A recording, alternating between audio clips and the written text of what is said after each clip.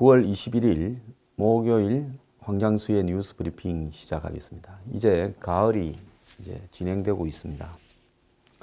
국민들 마음은요, 이 좋은 가을 날씨를 즐기기보다는 매우 서선할 걸로 생각되는데요.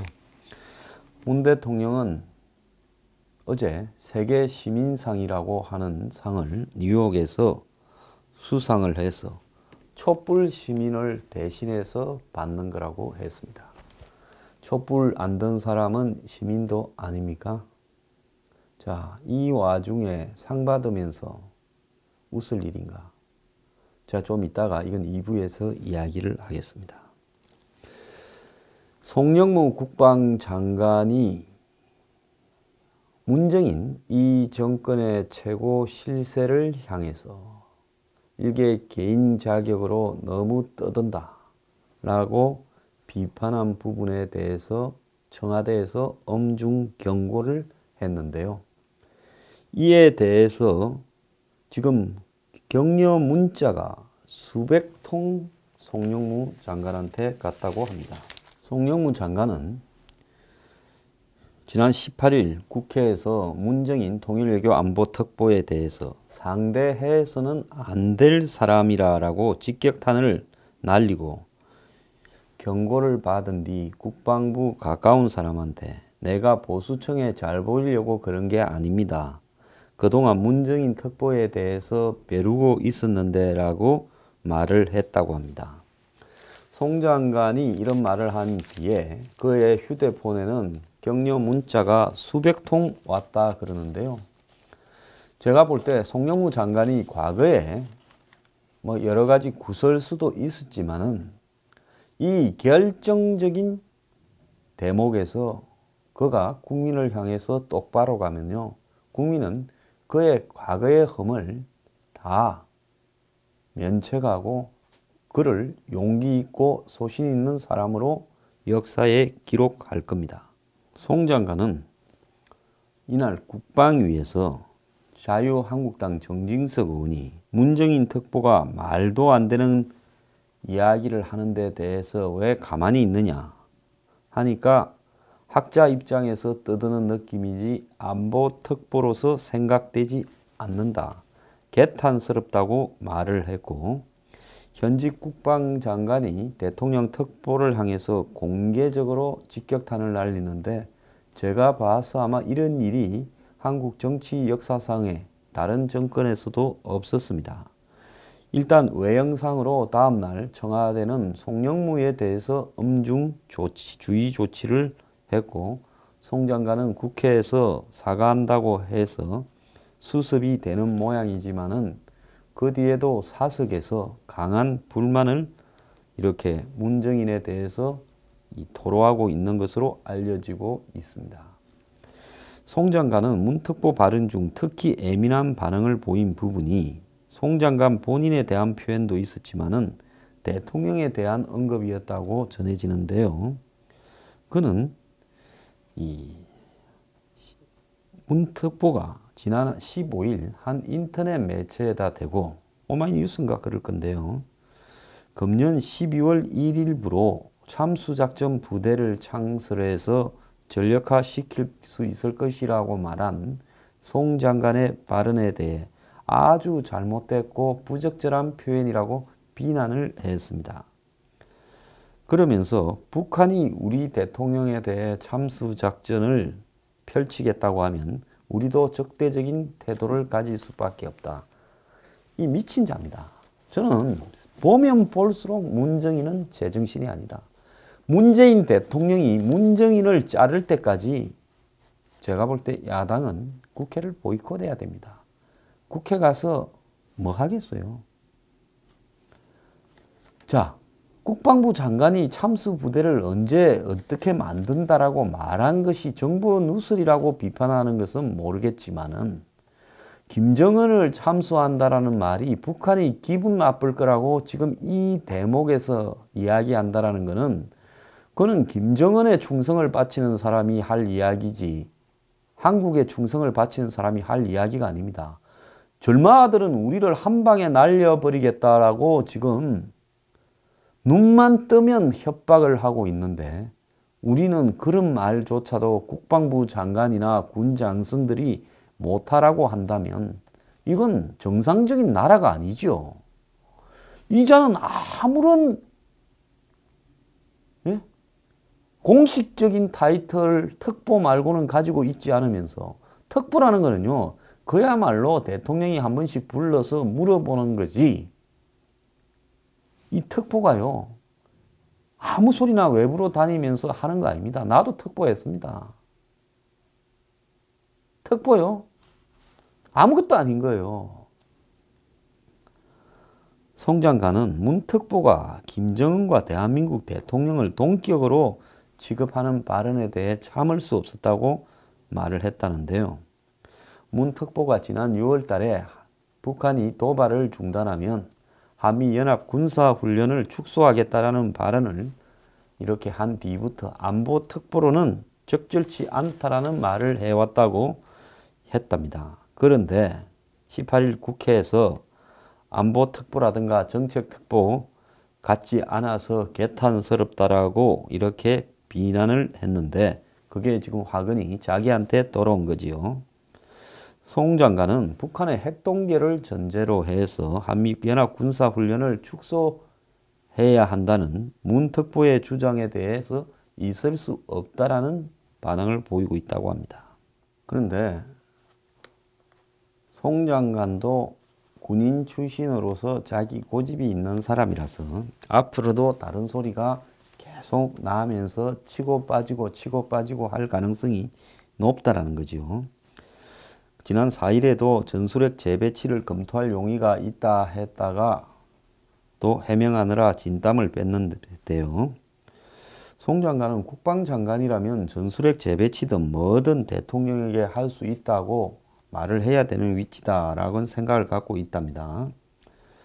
지난 7월 31일에는 국방위에서 문 대통령에게 사드 발사대 4기를 임시 배치할 것을 건의하기도 했다 말을 했는데요. 이것은 북한이 결국은 7월 28일 날 ICBM 2차를 쏘고 난 이후에 문 대통령이 7월 29일 새벽에 그렇게 하라고 한 부분에 본인이 영향을 미쳤다라는 발언 같은데요. 환경부에서는 발사대 4기를 늦추려고 했는데 송 장관의 답변으로 추가 배치가 이루어졌다, 이렇게 이야기를 합니다. 그래서 송 장관 이 사람의 이 스타일이 관료라기보다는 야전 군인 같은 속성이 있는데, 국회에서 했던 직설적 답변이 청와대고 뭐고 난리 나지 않겠냐 하니까 국민의 대표가 물어보는데 숨길 게 뭐 있느냐 해서, 그는 해군 출신이지만은 해병대 같은 기질을 이런 답변에서 드러냈는데, 이 사람은 이 밑에 부하들도 해병대 출신을 선호하고 해군 참모총장 시절 해병대 출신을 부관으로 뒀다. 장관이 되었을 때는 해병대 출신을 기무사령관으로 추천했다가 잘 안 되기도 했다는 겁니다. 그래서 이미 이제 마음을 비웠다. 오래 가기 어려울 것 같아. 그래서 지금 군 내부의 인사에 대해서도 청와대에 제대로 영향력을 행사하지 못하고 배제돼 가는 거 아니냐, 이런 이야기까지 나오고 있습니다. 자, 그런데요, 저는 한국 군에 대해서 한마디 하겠습니다. 우리나라는 여태까지 북한하고 대치하는 입장에서 군에 대한 비판이나 비난을 삼가하라고 이렇게 사회적으로 강요하는 분위기가 있었습니다. 그래서 어지간히 군이 잘못하더라도 누구도 군에 대해서 함부로 언급을 하기를 꺼렸습니다. 특히 군은 그야말로 국민들의 어떤 견제와 감시의 사각지대에 있어서 사실상 과거의 군인들은 가난하고 배고프고 가족도 고생하고 매우 열악한 직종 중에 하나고 애국심으로 그야말로 나라를 지키기 위한 그런 소신에 가득 찬 사람이라 평가도 받았지만은, 다른 한편으로 한국 군 내부에 많은 비리와 폭력과 부정적인 부분도 누적되어 왔습니다. 그래서 그런 일들 중에 하나 터진 게 누적된 군 내부의 문제들요. 박찬주 대장 구속 문제인데요. 자, 이런 상황을 우리 군 장성들이나 수뇌부 그리고 대한민국의 이 고급 간부 장교들은 좀 한번 새겨 봐야 됩니다. 이런 일이 있고 저런 일이 있어도 국민들은 이해를 했습니다. 그런데 군이요, 자신들의 어떤 이 직업, 밥벌이 수단으로 군을 생각한다면 대한민국 국민들은 군에 대해서 조금의 존경심이나 경외감을 가질 필요 없이 당신들은 밥벌이 하는 직장에서 제대로 효율성 있게 비용 대비 효과를 나타내느냐고 신랄하게 비판할 자격이 생기는 겁니다. 그렇게 하지 않는 부분은요, 이래도 군은 이해하자, 저래도 군은 이해하자. 군은 우리 사회에서 특수한 집단이고 그들의 명예를 훼손하지 말자. 이런 어떤 심리적인 문제들이 있기 때문입니다. 특히 대한민국의 보수층은 맹목적으로 군을 지지해 왔어요. 그렇다면 군은 적어도 방산 비리가 있든 더 나아가서 내부에 여러 가지 운영에 문제나 모순이 있든 자질이 어떻든 간에 자기 집단이 존재하는 가치에 대한 충성은 있어야 된다는 겁니다. 군인이요, 대통령에 대해서 절대적으로 맹목적 충성을 하는 것이 군인이 아닙니다. 그렇게 맹목적인 충성을 한다면 왜 대한민국 군은 박근혜 대통령이 탄핵당해서 쫓겨나서 503호가 되도록 방치를 했습니까? 그러니까요, 절대적인 대통령 개인에 대한 충성을 바치는 게 군이 아니라면 대통령이 군의 존재 목적에 한마디로 어긋나는 행동을 한다면 군은 그런 부분에 대해서 소신을 가지고 아니다라고 이야기를 하고 자기 목소리를 내고 또 대통령에게 영향력을 미치는 특정한 사람이 대한민국이 안보에 대해서 훼손하려고 하고 이 적국인, 주적인 북한에 대해서 옹호하는 발언을 하면서 군의 전략 전술적인 문제에 대해서 간섭하고 훼손하려 한다면 그때는 군이 들고 일어나서 그런 사람에 대한 처단을 요구해야 되는 겁니다. 프랑스의 합참의장 한번 보십시오.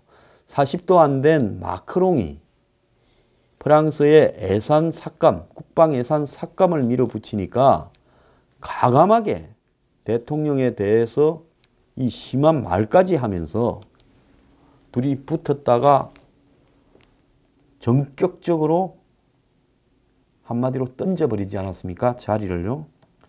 자, 이 피에르 드빌리에 합참의장 올해 61명인데요. 프랑스와 프랑스 국민을 보호하는데 필요한 지휘권을 더 행사할 수 없게 됐다고 지난 7월 19일 날 사임을 했습니다. 드빌리에 합참의장은요, 마크롱이 올해 국방 예산 삭감을 강하게 했는데 여기에 반발해 왔고 프랑스 정부는 재정 적자 규모를 EU에서 권고한 GDP 3% 이내로 묶어두기 위해서 국방 예산을 8억 5천만 유로, 1조 1천억 상당을 삭감하는 긴축 정책을 밀어붙였습니다. 그래서 드빌리어 대장이 7월 21일 날 엘리제 궁에서 주례 안보회의에 참가해서 대통령과 국방 예산 문제를 논의할 예정이었는데 예산 감축에 동의하지 않는다라는 입장을 사전에 밝혔고 거기에 대해서 마크롱이 강하게 질타를 하니까 사표를 군을 대표해서 던져버린 겁니다. 프랑스 제5공화국이 출범한 이래 합참의장이 국가 원수의 방침에 반발해서 사임한 것은 처음이고요. 그는 17일 날 사임 의사를 굳히고 모든 일정을 취소한 다음에 엘리제궁을 찾아가서 대통령 앞에 직접 사표를 던지고 집무실로 돌아와서 육해 공군 수뇌부를 소집해서 마지막 회의를 열었습니다. 마크롱은 취임 후에 이전 대통령이 임명한 합참의장을 위임시켰으나 이 더빌리에 합참의장은 최근 정부가 예산 감축을 밀어붙이자 공개적으로 반발했습니다.